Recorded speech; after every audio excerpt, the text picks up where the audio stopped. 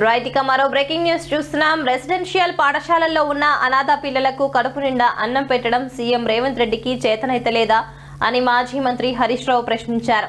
Narsapur BC residential పాఠశాలను మాజీ మంత్రి హరీష్ రావు సందర్శించారు. పాఠశాలలో విద్యార్థులతో కలిసి హరీష్ రావు భోజనం చేశారు. అనంతరం ఆయన మాట్లాడుతూ బీఆర్ఎస్ ప్రభుత్వం ఉన్నప్పుడు నూకలు జరిగిన బియ్యం వస్తుండే, కానీ ఇప్పుడు బియ్యంలో అన్ని నూకలు ఇసుకలు వస్తున్నాయని హరీష్ రావు మండిపడ్డారు. ఇప్పుడు నువ్వు తెచ్చిన జరలు పట్టినాయా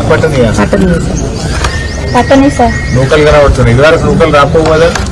ఈసారి అట్లా వస్తాయి సార్, అప్పుడప్పుడు అట్లా వస్తాయి సార్. అప్పుడు మన గవర్నమెంట్ ఉన్నప్పుడు నూకలు చేసిన బియ్యమే వచ్చు కదా. అంటే ఇలా రేవంత్ రెడ్డి విద్యాశాఖ మంత్రి ఉన్నాడు. రేవంత్ రెడ్డి మాట్లాడితే బూతులు మాట్లాడుతున్నాడు. నువ్వే ఈ రాష్ట్రానికి విద్యాశాఖ మంత్రివి, నువ్వే ఈ రాష్ట్రానికి ముఖ్యమంత్రివి.